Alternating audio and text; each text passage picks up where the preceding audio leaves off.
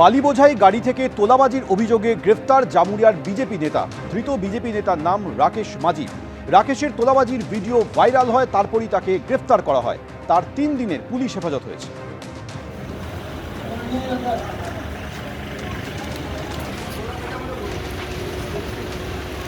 কি হয়েছিল ভাই? এটা মেন রোড, এটা কোনো গ্রামের ভেতরে রোড নয়, ফাঁকা রাস্তার মধ্যে। দাও ফোনে বলে দাও আমি। হ্যালো, হ্যাঁ বিরাট যখন চলছিল তখন 500 টাকা লিখুন দাদা। দেখো আমি তোমাকে একদম পরিষ্কার বলছি, আমার কথাটা শুনে নাও, ওইসব কথা বলে লাভ নাই। ব্যাপার হচ্ছে যখন ওভারলোড চলছিল তখন 500 টাকা লিখতাম পার গাড়ি। এখন আমিও জানি ওভারলোড চলে না, স্টকের মাল চালাচ্ছে, 200 টাকা করে পয়সা নিয়ে গাড়িগুলো ছেড়ে দিই। কেন পরিষ্কার কথা, আমার মদনতল পঞ্চায়েতে কিছু নাই। এবারে হ্যাঁ তুমি কেন দিতে যাবো সেটা আলাদা কথা হইলো, আমাদের ছেলেগুলো কী করবে? থানাতে বলা আছে, তা থানাতে ফোন করো, তুমি বলো মতন তোরা দাঁড় করানছি, আসো গাড়িটা দাঁড়ায় রইলো, তুমি আসো।